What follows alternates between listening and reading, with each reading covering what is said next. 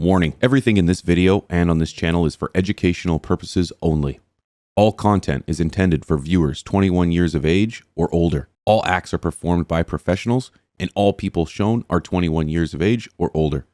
All acts are performed under the legal Chapter 67(8)(d) here in Nevada. Please do not attempt to recreate or reenact anything you see on this channel. This episode of From the Stash Podcast, we had Nick from Rooted Leaf on again, and wow, did we dive into some amazing subjects. Everything from the carbon impact on your plants and the overall cannabinoids to so much more.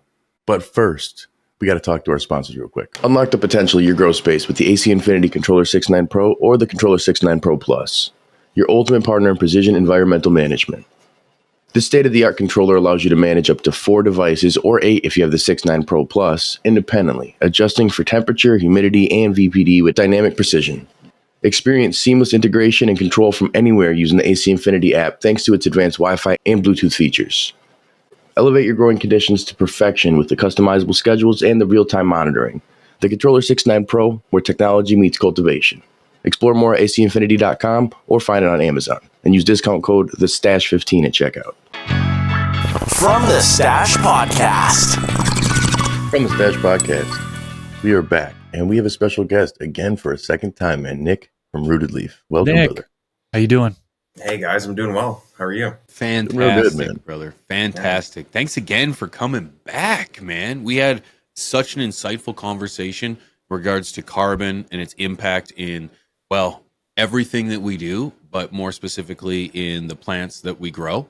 And it was amazing. It was very insightful. So I'm very excited to have you on for a second time. So thank you for that, Nick. Absolutely. And thanks for having me on. I feel like the first conversation we had was really good, and I'm really looking forward to this one too. I think we'll touch on a couple of topics that maybe your audience will really benefit from hearing. I'm sure they will.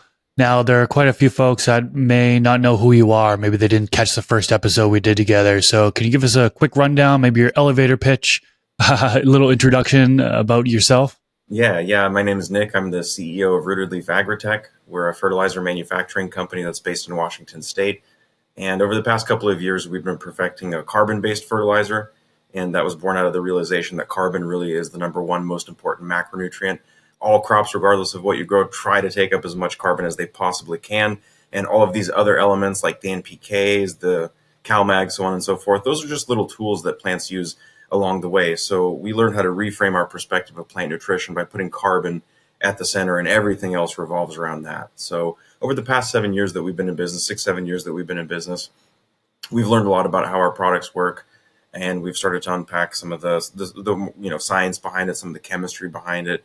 And our latest excursion has been into unpacking the physics behind what exactly is going on with these interactions between the photons from the sun and the electrons that are inside of plants. So it's something we've been passionate about and pursuing for a very long time. And we're on the 3rd generation of our carbon-based fertilizer line. We just recently launched that a couple of months ago in conjunction with our 420 sale, and we just recently had our 710 sale. So all the new Gen 3 products are rocking and rolling. We're dialed in with everything, and the results are phenomenal. I'm hearing such good feedback about it. So Nice, man. I think that's where a lot of people are they're focused on more, is it synthetic or is it organic? It's never what the actual product is. And I think that's where carbon is fascinating for a lot of people, because they start to realize that these inputs are so important to the plant itself, and that they're able to do it in a way that they're used to with bottled nutrients, so to speak. So it's not so intimidating like some of the organic, inputs are for a lot of people. yeah, and the thing with salts, and really, I guess you could say like conventional fertilizers that are based on technology that maybe has been around for a couple of decades now. The thing that goes on there is we didn't really understand the importance of carbon as an element for plant growth before all of this other stuff was figured out. And so what ended up happening is, salt-based conventional fertilizers got scaled up, and we started putting a bunch of these ingredients on plants that don't really make up a majority of their biomass. I mean, all the NPK, CalMag, silica, et cetera, that makes up less than 10% of what the plant is. And the remainder is water and carbon. And obviously, when you dehydrate the plants, you're left with mostly carbon by weight. It could be over 50% of the dry weight of the plant. So there's been a little bit of a paradigm shift as the science has advanced, and researchers have been looking at Gee, what is it that gives plants their ability to resist disease pressures, or to taste better, or to be more nutrient dense, or just more flavorful, and maybe there's better smells that come out of it, stronger aromatics? The answer 100% of the time is carbon. There's carbon-based molecules that plants are in the business of making and then exporting out to various sites, like trichome heads, for example. And that's really where they accumulate. And a lot of times people that grow crops, regardless of what they are, they're looking for carbon-based molecules. So it's important to figure out how to feed that to the plants. Historically, the way to do it is to create a sealed flowering room and have an environment that's controlled so you can regulate the amount of CO2 levels that go into it. Because as I'm sure you can imagine, like on an open field outside, you can't necessarily increase the concentration of CO2 to the plants. It's in the air, so it's going to get dispersed. So that's been the real struggle, is we can put the NPK, et cetera, inside of the water, and we can give that to plants in varying quantities, a little bit more, a little bit less. But how do we deliver more carbon to the plants?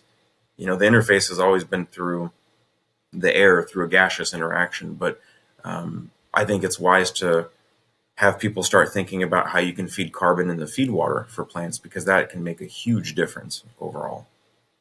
And when you say that, like when you're referring to trying to now conquer or understand the physics of how carbon interacts with the plant, is that what you're describing right there?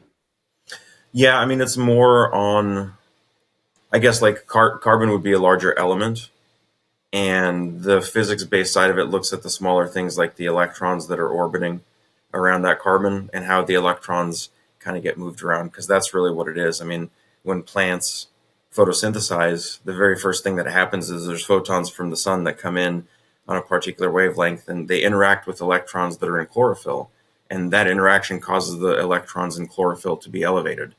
And depending on the energy transfer you can get, but basically, you guys are familiar with the tuning fork, right? The analogy of a tuning fork, you can just like hit one tuning fork, and then a couple inches or maybe a foot away, the other tuning fork starts responding to, but they have to be in resonance with each other. Otherwise, this doesn't work.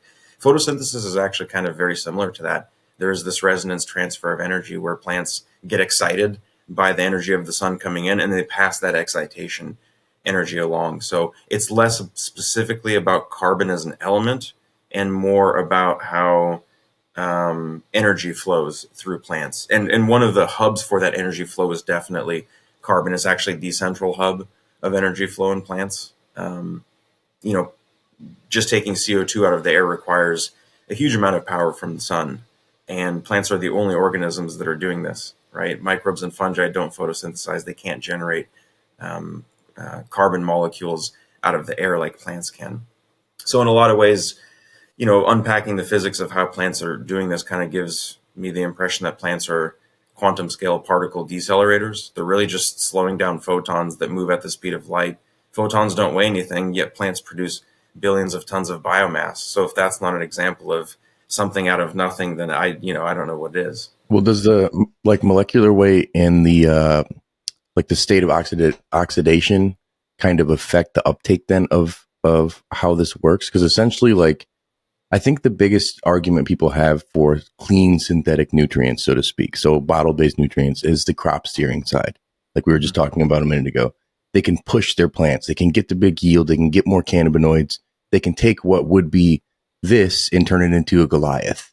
Mm-hmm. Is that something that carbon as its own, as it's like the molecular level, are you able to do that on the same level, or is it something that will naturally, you kind of have to let the plant absorb it as it takes it? That's a great question. I think there's two parts to it. One is the molecular weight, like how big of a molecule are we dealing with? Most of the time when we're dealing with conventional ingredients, they happen to be very, very low molecular weight compounds, like a calcium nitrate, for example. It's not that big of a molecule. And even so, just to be clear, the salts themselves, oftentimes they come in a hydrated form. So even if you buy a bagged salt, it's not 100% bagged salt. It's going to have water inside of it. You can buy magnesium sulfate at the store. Chances are it's magnesium sulfate heptahydrate, which means that there's 7 molecules of water for every one of magnesium sulfate, right? So even when we buy bagged salts, there's still water inside of it. There has to be water. It's not anhydrous. You can get anhydrous stuff. It's a little bit more dangerous to work with. But the idea basically is that when you dissolve these low molecular weight compounds, if they have high solubility, like most of the nitrates do, they get entered into plant tissue very rapidly. Because for plants, they don't have teeth. They can't chew through stuff in the roots. They produce acids to guide the digestion process of minerals in the soil. And then once those minerals are solubilized and pulled into the plant, now it's become available for them to actually process. Depending on what element is being processed, you have varying energy needs. Nitrate is one of the most energy intensive forms of fertilizer for a plant to process. It can take about 25% of all of the energy coming in from the sun in order to process nitrates that only make up about 1 to 3% of the plant's biomass. Maybe 3 to 5% you'll get if you do like a leaf tissue analysis and you're really crop steering the plants hard. But at the end of the day, nobody's growing plants for chlorophyll unless they're growing green tea and matcha in Japan, in which case it is useful. But by and large, there's very few examples of instances where you want to crop steer plants to produce chlorophyll, because that nitrogen sink right there automatically means that there's less reduction power or less energy available for the plants to make carbon-based molecules. Look at it this way too. CO2 in the air has the O2 molecule, right? Nitrate is NO3. The thing that both of them have in common is the extra oxygen. It's the CO2 and the NO3. In both cases, the O2 and the O3 kind of have to get cleaved off and worked away from the equation. In the case of nitrates, they become amino acids or ammoniacal forms of nitrogen, which is NH4. And then there's this organic acid skeleton, typically exported from mitochondria, that gets stitched onto it. But the point is basically like the plants are in the business of taking energy from the sun and saying, I need to break the pesky oxygen away from the nitrogen because I don't need the oxygen. I need the nitrogen. That takes an insane amount of power. Same thing with CO2. So now if I give you guys, let's just say I give you guys $10 and I say, can you go to the store and build me a sandwich with 4 ingredients, right? You can't just go and spend $10 on every single ingredient. It doesn't work like that. Plants are also similarly limited. They generate a certain amount of energy. They have like chemical currency. You can measure this in terms of reduction power, by the way, which is the electron flow. And we can get into the oxidation state, which you mentioned, Rob. I'll get to that here in a sec. But plants are taking reduction power that they generate through photosynthesis, and they're sinking that power towards removing oxygens from the nitrate or removing oxygens from the carbon, not both at the same time. Just like I can't spend $10 on this and $10 on that if I only have $10. So really what crop steering comes down to is a balance between what you want your plants to achieve in terms of biomass production, just like the chlorophyll, the leaves, the stalks, the stems. And then on the flip side, the other part about crop steering is making sure you're not drawing too much energy away from the plants and their ability to naturally produce fragrant molecules, aromatic molecules, compounds that are predominantly carbon by weight. Like most of the monoterpenes in nature, alpha-pinene, myrcene, limonene, those are all going to be about 90% carbon by weight. And even the sesquiterpenes, which have more therapeutic and medicinal effects, those will be about 80% carbon by weight. And there's certainly other examples of plants like hops and, hemp and cannabis plants will produce compounds that are about 80% carbon by weight. So really the goal is like, don't feed the plants NPK, because none of that NPK will ever end up in a molecule of CBD or whatever you're looking for. It's always going to end up in the form of leaf, which you separate from the plant anyways. You don't need that stalk and stem nearly as much. Interesting. And see that's where like right now I'm really deep diving. I'm trying to find these style expressions in old school cultivars I have. It's like GMO brings it out, but I've got this skunk one I'm working with. Could something like carbon in particular work like a signaling molecule for like a gene expression in particular when we're talking thiols or bringing these certain expressions out? If we're really triggering that and we're dialing on these things, like would it be able to potentially trigger more terpene or thiol production? Yeah, I mean, directly as a substrate, you could fit certain flavors of carbon. What carbon is kind of a Pandora's box. When I look at certain compounds, like let's just say we're looking at soil profiles, and I'm trying to figure out like what kind of phosphorus am I dealing with here. It depends on what other minerals. I could have magnesium phosphate, potassium phosphate's pretty soluble, so maybe the plants will take that up. There's calcium phosphate, which is bone meal. I don't have a whole lot of different. I have calcium carbonate maybe and calcium sulfate. My point is I have maybe like half a dozen or so different flavors of calcium or flavors of phosphorus that I can work into the soil. So for me to figure out how each one can get metabolized is not that complex. I mean, it is a little bit complex, but it's not a deal breaker. When we're looking at carbon, we're talking about hundreds of thousands, potentially millions of different compounds that are being produced. And some of them are derivatives of others. Some of them can be like partially broken down or modified in very, very minor ways. So a lot of times it's such a complex molecular soup that it's hard to just characterize carbon as doing one thing.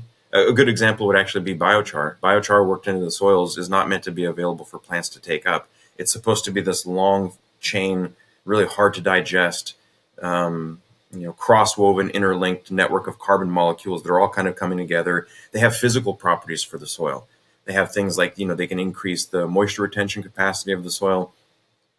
They have charged groups so they can hold molecules closer, and via electrostatic attraction, they'll actually bring minerals closer to it. But these are not things that actually work into the plant because these molecules are too big to actually get inside of the plant. So you've got your biochar and you've got your humic that works in terms of acting on physical properties of the soil and the physics of soil chemistry. But if you look at smaller fractions, really, really soluble, like fulvic acid fractions, for example, or organic acids like citrates and acetates, malates as well. Malic acid is a really important one. Those are so soluble and so small that they can pass through cell walls, and because they have chelation and complexing abilities, they'll pull minerals in and then drive them into the cells. That would be an example of something that you could foliar spray, and then the plants would probably absorb it almost entirely and immediately. But if you tried to foliar spray biochar on your plants, you'd be left with a pretty angry leaf surface. It would not absorb. So, bioavailability of carbon is a huge factor. I always give the analogy of a lump of coal versus refined high octane race fuel. Like, one of those is going to make your engine perform on an insane level, and the other is just going to sit around and not do much. And carbon is the exact same way. If you just take a lump of unrefined carbon and put it in the soil, it is probably going to contribute to some beneficial effects in the soil as far as the structuring and the physical properties go. But you may not see that big of a performance increase in the plants overall. Maybe incremental, but once you start feeding soluble carbon, that's the fuel injection directly into their engines, and they burn through that real quick, and it's very noticeable. A little while ago, you had mentioned something along the lines of we can get carbon through the air, right? But we got to start thinking more about getting carbon through water. And, we do have folks that tune into this. They use carbonated water. And we sat down on our Garden Talk podcast that I have, and this was actually brought up, but it sparked a lot of controversy because we got people who are for it and people who are against it. My question to you is, should you water your plants with carbonated water? No. And the answer is the CO2 being in the water is kind of like a can of soda being opened on a hot, sunny day. The CO2 just wants to go straight up and out. And if there's interactions between CO2 and minerals that are present inside of the water, you could get insoluble carbonates to be formed. So you can kind of like actually throw the feed water solution off balance by putting too much carbonated water in. And really the idea is not to put carbonated water, CO2, inside of the feed water. The goal is to try to actually get the carbon reduced so that the oxygen isn't there, or that the electron configuration is a little bit different. It's more about the configuration of the electrons than it is the distinct presence or lack of oxygen being there. Okay. One of the things I wanted to ask you about was the relationship between carbon and nitrogen in cultivation, particularly the C to N ratio. I heard some people kind of managing that. First of all, should people kind of monitor that level, and how would they manage it? That is a great question. It's a very important thing to manage for growers, because what ends up happening is that nitrogen cannot be converted into an amino acid unless you have enough carbon skeletons present. And these are created in mitochondria. Basically, they're shuffled out, these skeletons that are basically like the spine of this molecule. And the head of the molecule is basically the amino acid. So plants are doing this balancing act. They say, I have the CO2 in the air and I have the NO3. But in order to get the NO3 to be useful, I have to have the CO2 that's reduced as well. So it's a little bit of like they have to balance out the reduction power. They first have to create the organic acid skeleton, 2-oxoglutarate out of the mitochondria, and then that gets plugged in to the amino acids. So there's a balancing effect. And ultimately, I think it's worthwhile to mention sulfur actually fits into the exact same paradigm, because when you feed your plants like a magnesium sulfate or a potassium sulfate, the sulfate itself, SO4, kind of has the same problem going on. It has to have the oxygens removed from it in order to form the reduced forms of sulfur that become the thiol groups that are present inside of cysteine. So all plants everywhere in the world, you give them sulfate, what they end up doing is they have sulfate reduction pathways that will produce cysteine, just one amino acid, cysteine. And now, this is important because cysteine represents this convergent point between carbon reduction, right? We had CO2, but then we created an organic acid. We had nitrate, but then we created an amino acid. And then we had sulfate, And we also created a thiol group. So this one molecule, cysteine, this one amino acid, represents what plants are capable of doing when they balance out carbon reduction with nitrogen reduction with sulfate reduction. They get this one amino acid. And then from cysteine, it actually gets built up and out from there. So anytime we're talking about volatile sulfur compounds in certain species of plants, like garlic and onion do a really good job of producing these kinds of very, very potent molecules. They're not present in very high concentrations, though. They have the parent forms that have thiol groups in them, and then once the parent forms are acted on, they release the aromatic compounds, but they're only released in terms of parts per trillion. So just to give you guys some perspective on that, if you went and got some flower analyzed at a lab and you got the terpene concentrations on it, you might see 3 to 5% terpenes. What you would see for volatile sulfur compounds is 0.00000001, or maybe there's an extra zero there. I don't know, But yeah, so the point is basically it's such a small percentage that to think about feeding more sulfur to the plants and getting more sulfate, feeding more sulfur to the plants and getting more thiols and skunky kind of terps back out is not as linear as that. It's more about gene expression and to your earlier question about how carbon can be used to elicit certain genetic expressions, it's very, very true that certain forms of carbon act as signaling molecules for plants. In fact, the most abundant growth hormone produced by plants is called auxin, and more accurately, it's called indole-3 acetic acid. And the acetic acid is the organic acid portion. So here we have an example of an organic acid-based molecule that functions to stimulate all plant growth in every possible way. Auxins are like the chief primary growth hormones in plants.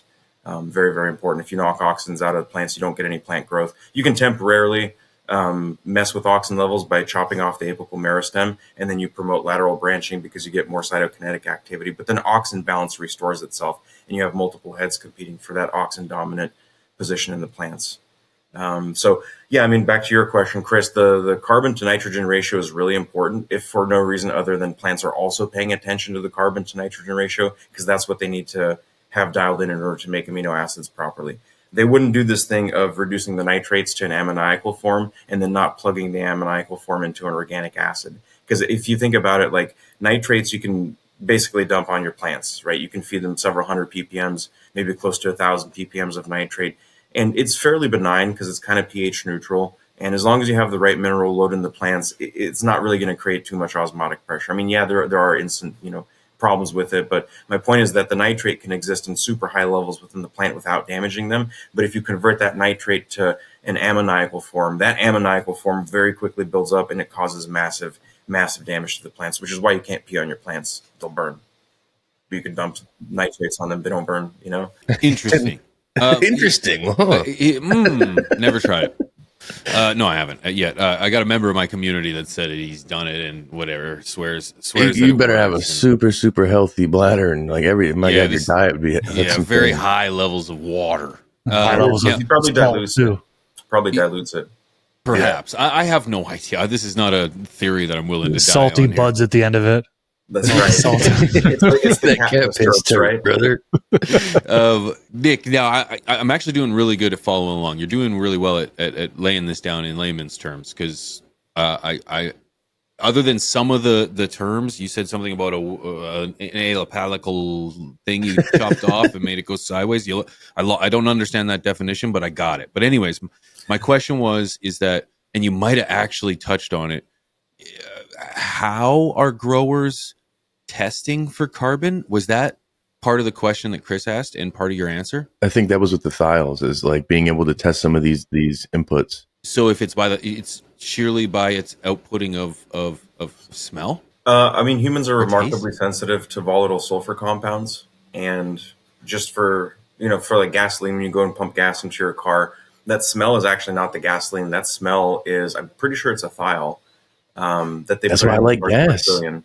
Yeah, exactly. It's why it smells gassy. Plants can also produce similar compounds, but my point that I want to stress to people is that they're producing the parts per trillion, and most of the time we're feeding sulfates in the parts per million. We could feed 30 to 50 ppms of sulfur, so we're sitting thousands of times we're feeding levels of sulfur that are thousands of times in excess of what the plants actually need. So this isn't about just like the plant is looking for a building block and you give it the building block and it's going to make this thing. That's not how it works. What ends up happening is that there's this genetic expression thing that has to happen where the plants first have to create an enzyme or express the enzyme because it's already baked into their DNA, maybe just not being expressed with salts. But if you take a more like holistic approach, full spectrum approach, you'll get these kind of signaling molecules that are carbon based that will then turn on certain expressions in the plants. And then all of a sudden you start to find this little bit of sulfur, not even a whole lot, but this little bit of sulfur then becomes utilized to produce something that contains thiols, like skunky, or, a lot of times it's actually tropical fruits. With like esters and stuff coming out instead of the thiols. That's one thing people are arguing about this skunk one is they're saying I'm getting fruity. It's always fruity. And I'm thinking it's maybe the way they're feeding on top of our lighting on top. Like it's not far red. And it may have that genetic precomposition, but it's not being expressed because it's not being treated that way to bring that out potentially. Yeah. Like, is there any validity to that? Yeah. And I mean, so esters are what happens when organic acids have children with alcohols. The two kind of come together and they make a third molecular child. Thiols are a little bit different because they contain sulfur, and the thiol group is actually kind of central to plant metabolism. All plants will reduce sulfate into a thiol group, which is the constituent of cysteine. And then once it's there, it starts to be branched off into other things. So pretty much everywhere we find sulfur as being electrochemically useful, we see it in the form of a thiol group. The biggest one is glutathione. You guys heard of glutathione? It's even a health supplement for humans. You can buy glutathione, you can take it, and it's supposed to deal with stress and provide antioxidant support. Well, what ends up happening in plants is that glutathione has a thiol group that is capable of being reduced and oxidized, so it kind of goes back and forth, millions of times over the course of a normal day. Plants balance out their oxidative stress levels using thiol groups. So if there's too much stress going on inside of the plant, the thiol groups can quench that. They become oxidized, and then once the plants build up their reduction power again, they can reduce the glutathione again. So the glutathione status of a plant is really a marker for health. But as far as like measuring carbon in terms of in the plants and the biomass, really you'd be looking for carbon containing molecules. If I was growing strawberries, I would be looking at Brix. If I was growing wine grapes, I'd probably be looking at fermentable sugars.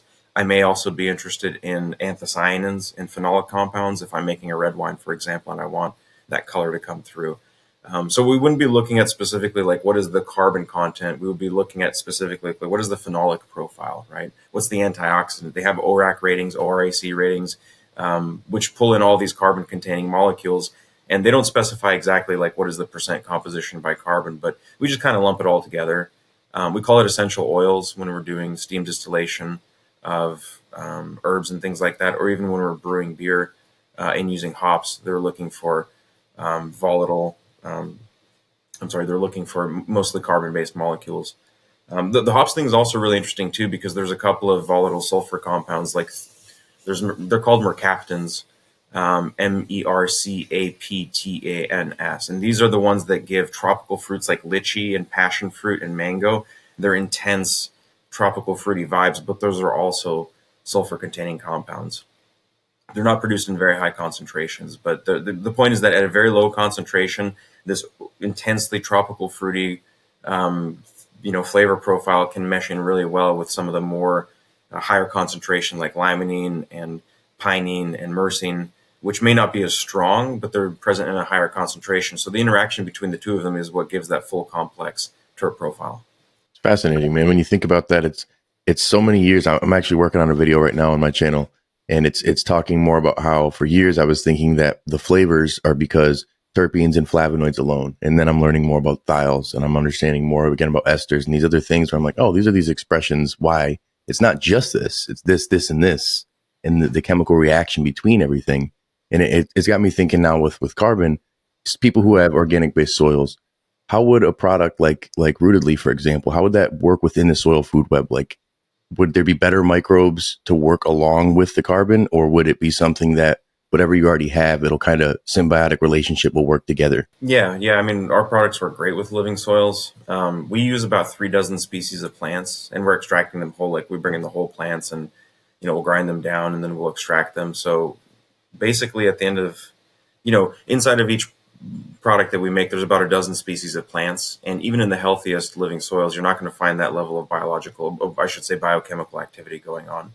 We do put specific food sources. We put substrates in for beneficial microbes and fungi, so that if you've got your own native soil biology, feeding our products can help feed those microbes and sustain those populations. It's really just about creating a living soil. So you can start with something like ProMix, just an inert peat and perlite, and use our products. By the end of that first round, you'll have the equivalent of a living soil that's structured well. It may not be very nutrient rich because our products are very rapidly available for plants. But I'm also inspired by the Amazon rainforest, because if you take a soil sample from the Amazon, you realize there's not much nutrition that's in the soil. And the reason is because the nutrition is tied up in the plants. You've got massive, massive amounts of canopy. You've got all these plants that are actually living. You don't have the slow release stuff built up in the soil. It's not meant to take forever to break down. The top 12 inches just constantly, every day, just churning over those minerals. And, they fall back down as the decay and the litter and the corpses of all the insects, etc., hang out on the floor, and then very rapidly that's taken back up and lifted up into the canopy of the Amazon. So my goal with our products is to make sure that things can be fully alive rather than locking something up in a box in the soil and having the plants work hard to break it down and access it. Having said that, though, for people that do run amendments and like to use something like gypsum or bone meals for slow release forms, doing foliar sprays of our products works really well. It lets the plants absorb the organic acids, which are carbon based, and then use them to create root exudates. These root exudates can be modified depending on what plants need. So when we look at plants that are in iron or phosphorus starvation mode, they know they're really low on iron or phosphorus, one of the things that we see plants do is they produce a lot of citric acid. And the reason that citric acid is what's called a phytosiderophore, or a chelating agent, is the fancy word for chelating agent, that's produced and it's secreted from the roots. So it grabs onto the iron, it makes it soluble, and then the plants can pull it back in. And then in the case of phosphorus, it actually just dislodges the phosphate. So the phosphorus will be bound up in something like some rock phosphate form or mineral phosphate form that may have low solubility. And the acids that plants are producing is supposed to kind of melt that bond a little bit and grab the thing that the phosphate is attached to. And then once the phosphate is free, the plants can take it up. So this is a strategy we see in biology. So doing foliar sprays of our products definitely helps get the soil chemistry dialed in the exact way that the plants need it to be dialed in. Oftentimes you put something in the soil, but maybe your plants want something different. So it's really just about giving them the tools to access whatever they want when they want it, as opposed to forcing them to eat the stuff that's in their immediate vicinity. Genius. My question is, I'm curious, as we've kind of discussed, and as many of us know, terpenes are not exclusive to our plant. They're all over the environment. Real quick, how many terpenes are there? There's been over 70,000 characterized terpenes so far. Individual, 70,000. Shit, I didn't think it was that many. That's wild.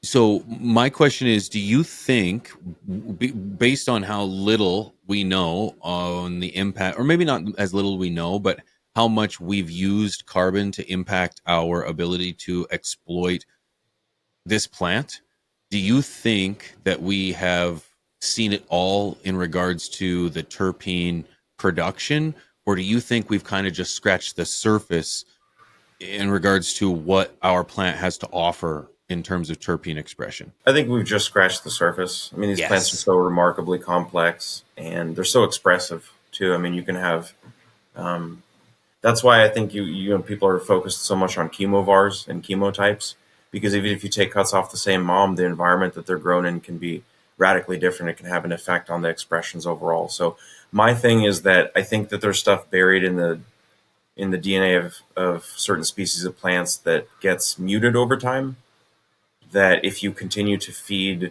inadequate fertilizers and if you continue to set up poor environments where the plants are constantly stressed, you'll get this down regulation of this magic sauce that the plant is trying to produce. And it could just be a tomato that has this crazy flavor profile you've never tried in any other tomato before. Everybody's sick and tired of the watery tomatoes at the store. You bite into them and it kind of tastes like the nitrates that they used to grow it, And so plants are in the business of expressing themselves based on what their environment allows for.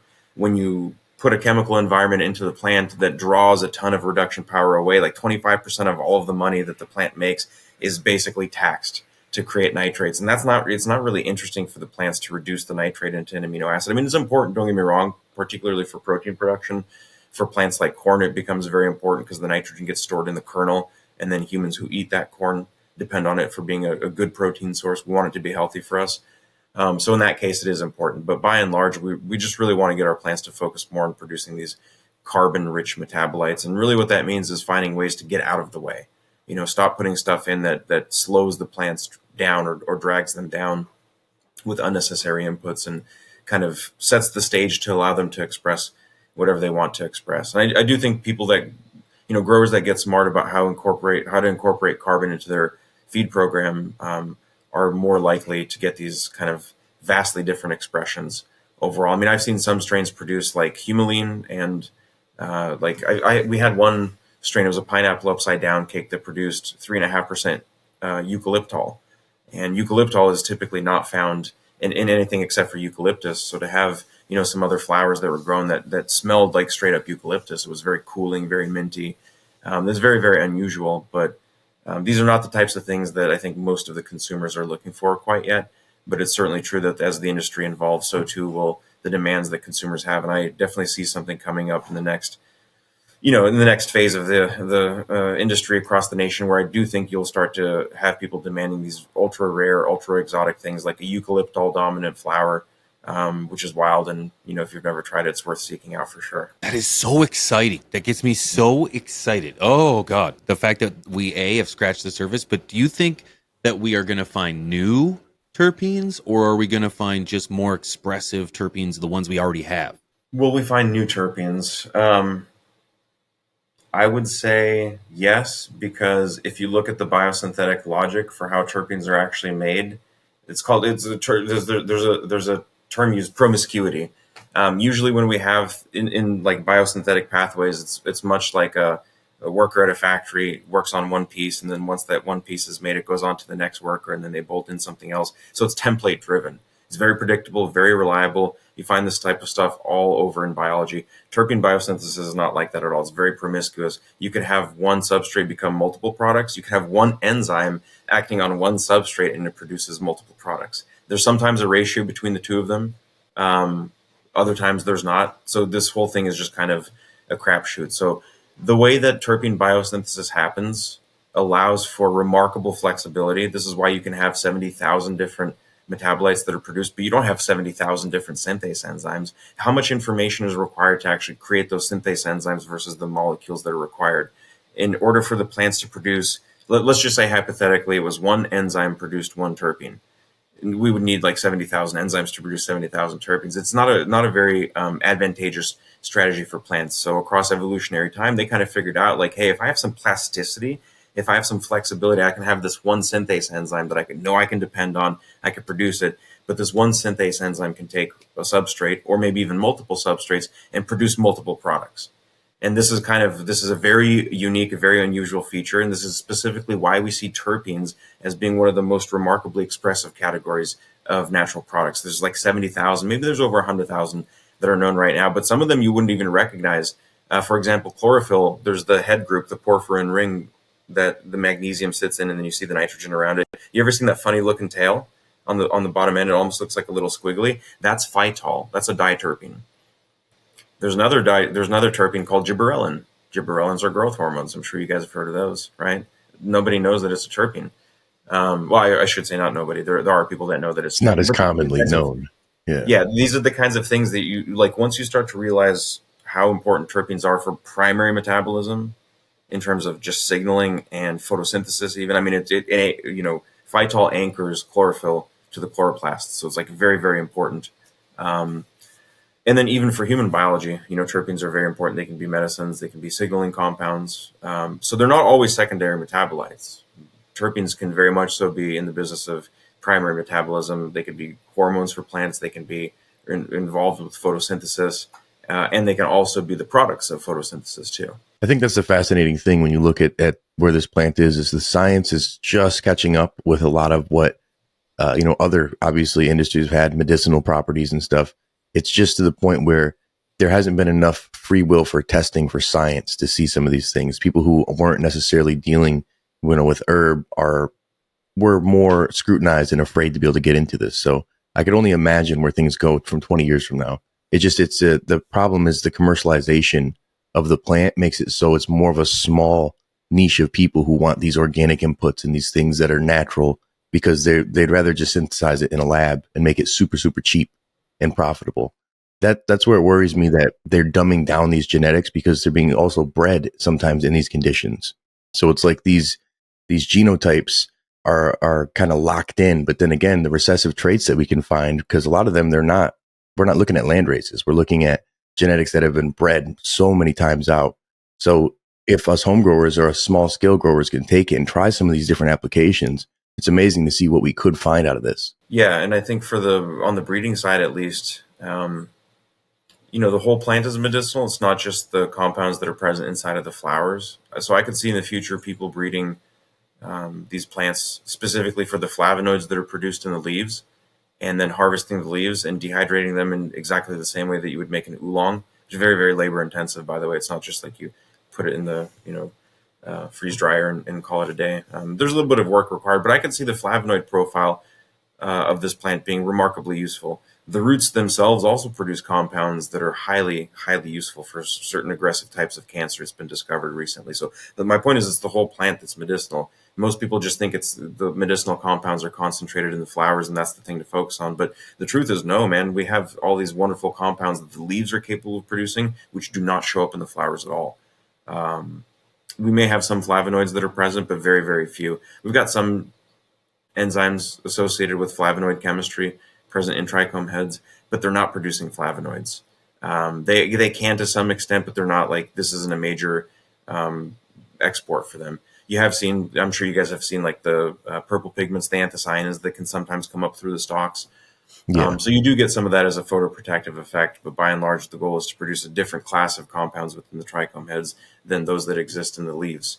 Now, in the leaves, you may have compounds that you can brew up into a tea and then drink and get the medical effects from that. But most of the other compounds, like the resinous, aromatic, oily compounds, they're not soluble in water. So you got to do things like cook them in fat and then bake them into something in order to get them to actually stay and not separate. But wouldn't it be cool if you could take a plant and breed it so that inside of the leaves, there's all these factories producing water-soluble forms of certain things? This does happen in nature, by the way. If you guys have ever eaten stevia leaves, stevia leaves are about 300 times sweeter than sugar.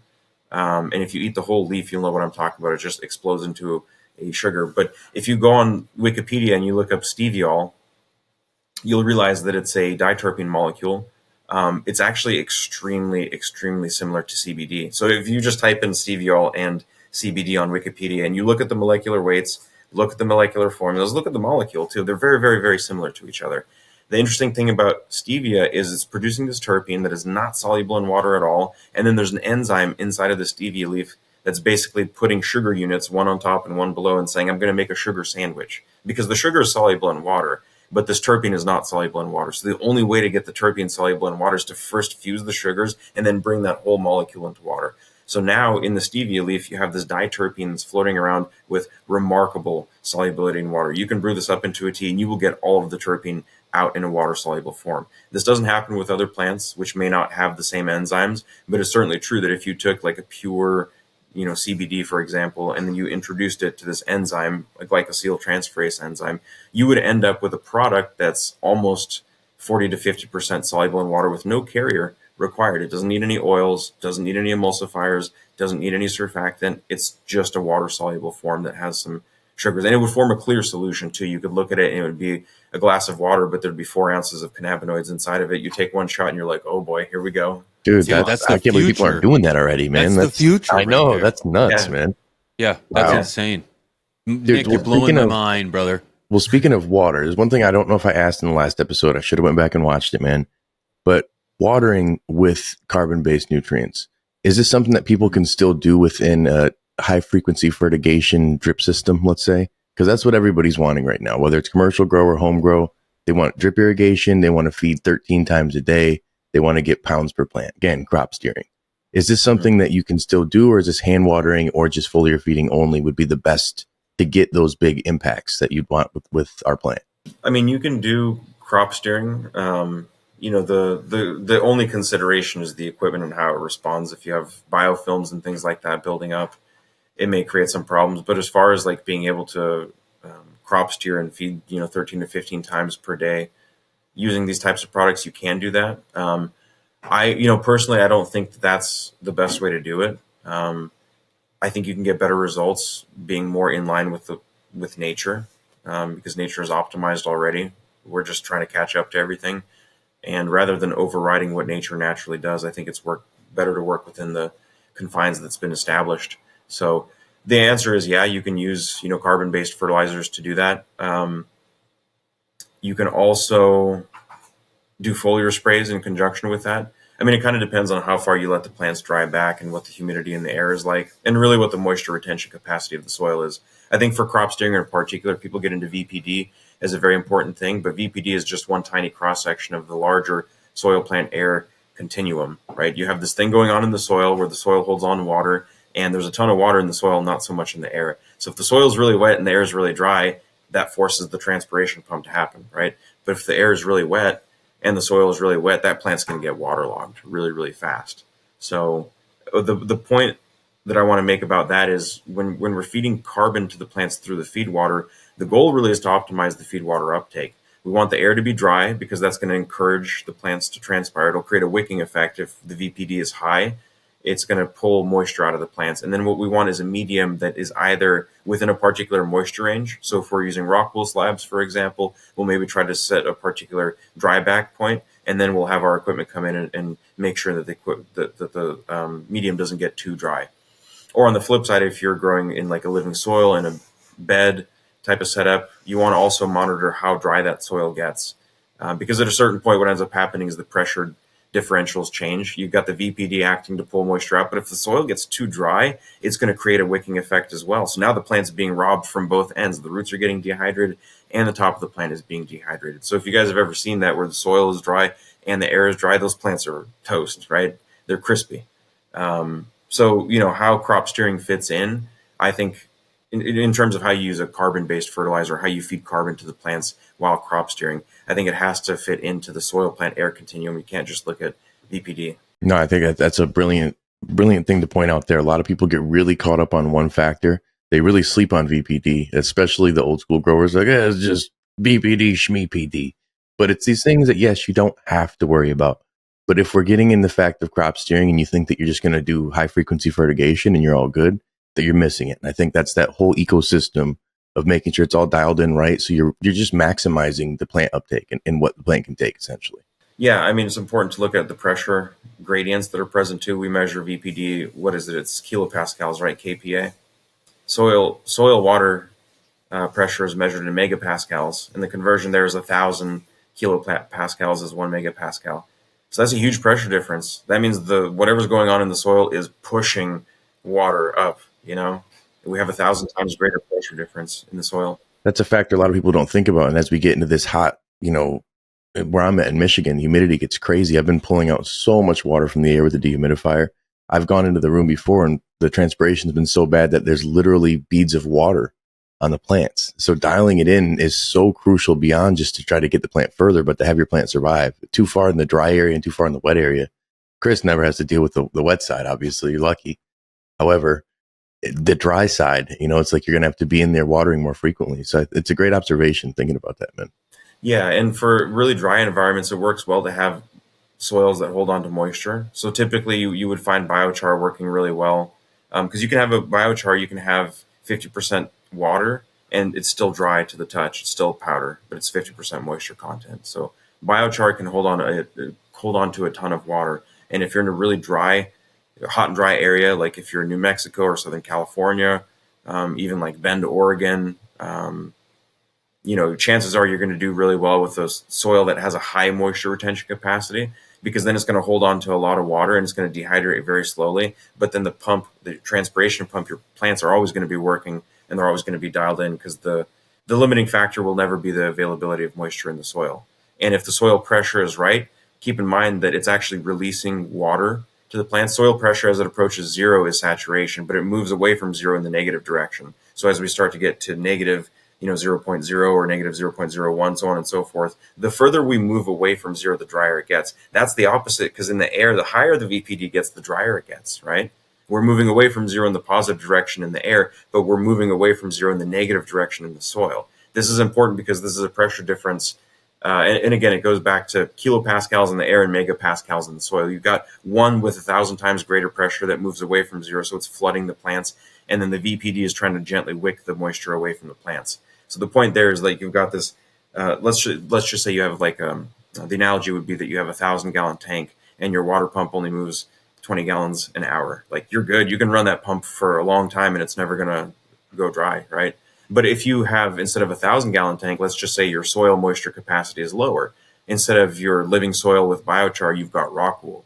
Now this isn't a 1,000-gallon tank anymore. Now this is a 25-gallon tank, and you burn 20 gallons an hour. So you got like a very small window of time to figure out where that optimum dryback is going to be, because if you go beyond that dryback, things change, and it has to do with pressure differences, and the plants and the roots and the leaves all become toast. That's really interesting. Yeah, I'm glad you mentioned biochar. This is something that I just added in my soil recently, my living soil. I've been reusing over and over again for 6 grows, about to start my 7th grow with it. Great addition.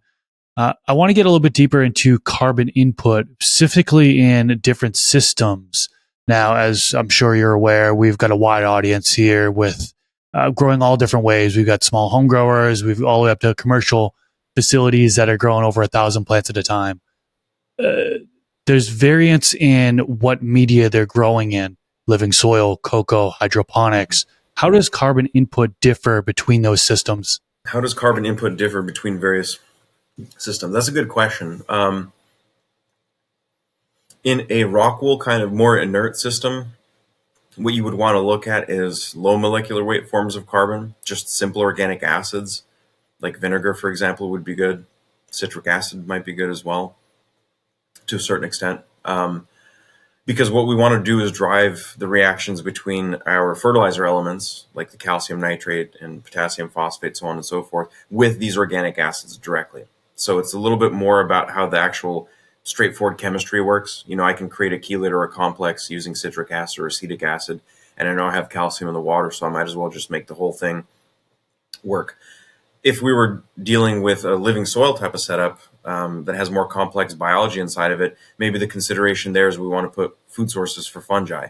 And now we're talking about putting things like sugars or biostimulants for the fungi to grow. These are not the types of things that we would want to have run through a drip irrigation, because if you're running sugars and kelp juice and all this wonderful organic stuff through your drip lines, chances are it's going to be really terrible for the drip lines. It'll be great for the plants, but the actual irrigation equipment, and even maybe to some extent the rock wool itself, is not really meant to handle that. So the type of carbon that you put onto your plants kind of depends on the environment that you're in.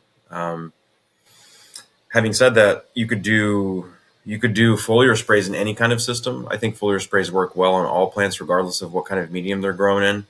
Foliar sprays of the correct kinds of carbon can go a very long way. For example, you can do foliar sprays of sunscreen-like compounds, which absorb excess heat. So on a really hot, dry day, if you know your plants are going to get wilted, you could have a foliar spray that you spray on the plants, and there's a plant pigment inside of there that absorbs excess light energy. Going back to our tuning fork analogy here, there's pigments that interact directly with the sun, and it's no biology is required. You can literally extract the pigment, put it out in front of the sun, and that pigment itself will have a direct interaction with the sun. So the idea is that when the photons from the sun come in and interact with what's called the chromophore on the pigment, and that the energy from the sun gets dissipated across this molecular bond.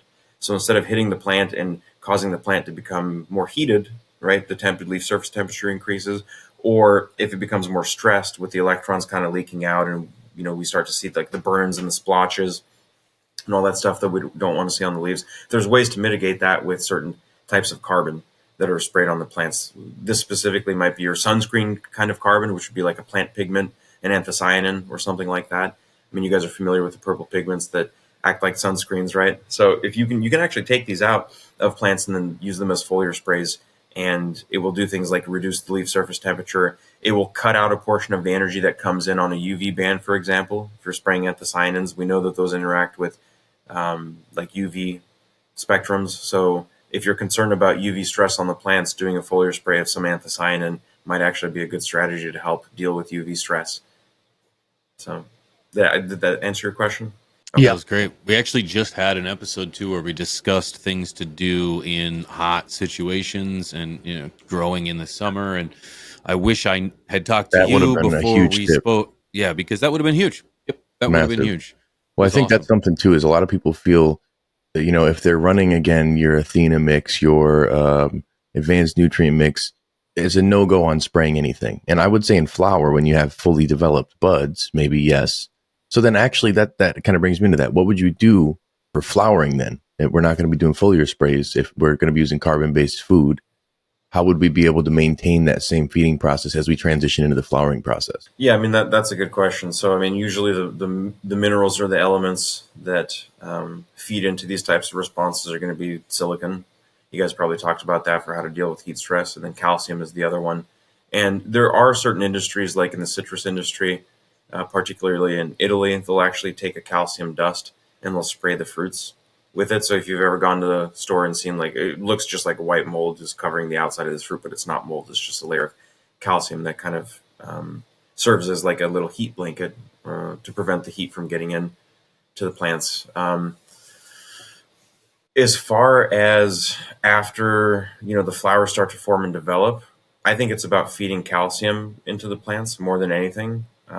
Most of the CalMag supplements that are out there on the market have nitrogen inside of them, which makes it tricky for growers who want to keep the calcium levels high but want to start chopping the nitrogen levels down. Usually it's right after the stretch, somewhere between day 14 and day 21.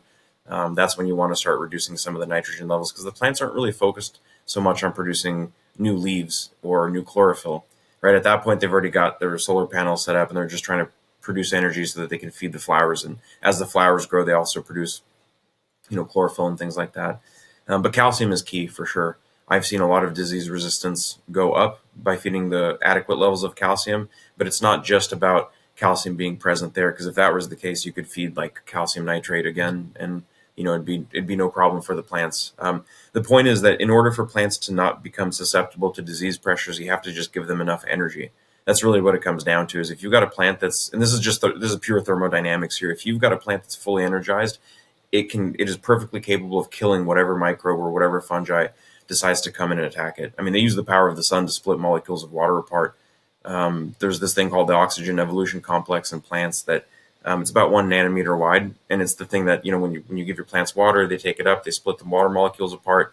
It's the OEC that does that, and a lot of people don't know this, but it generates a field strength about 1.2 billion volts per meter. To give you guys some context, lightning discharges at about 2,000 to 3,000 volts per meter. So all of these plants behind me and all the plants in your house right now have a blueprint for something that approaches destabilizing the quantum vacuum. I mean, it is like so intensely powerful, this thunderstorm generator, I guess, if you will, that plants have as a part of their normal metabolism. Plants are the only ones that are capable of doing this. By the way, they can generate such intense electric field strength that they can remove electrons from oxygen, and then they can put the electrons back onto oxygen at will. No microbe is doing this. No fungi is doing this. Microbial and fungal metabolism cannot generate field strength that is high enough, and therefore all of their metabolic activity is limited to reduction of oxygen. Oxygen gets the electrons at the very end of the electron transport chains. But in plants and chloroplasts, it's the exact opposite. They can take the electrons off of oxygen, which is absolutely crazy. So for me, it's kind of like, it's a no-brainer to think that plants have these insanely powerful tools that they can use to obliterate microbes and fungi that are pathogens. And certainly that is the case. That's true. But what ends up happening is when you put too much salt-based fertilizers on the plants, it draws that reduction power away and it makes them weaker. And they cannot afford, literally, physically, chemically afford the energy required to keep the disease pressures at bay. So it's just a function of how much energy the plants have. If you have a really healthy plant, you could cough powdery mildew on it. It's not going to get infected. I mean, seriously, that's how capable plants are of regulating their own environment. And if you guys are familiar with the rhizophagy cycle, it's been shown that microbes have their entire cell walls basically stripped as they enter the plant, because plants are generating reactive oxygen species and then using that reactive oxygen species to actually break the cell walls apart in a very controlled fashion. So plants already do this. They've been doing this for a very long time. But when you make the plant sufficiently weak, that's when the opportunistic pathogens want to come in and say, well, the plant's not going to do it. The plant's not capable of killing me, so I'm going to go ahead and infect it.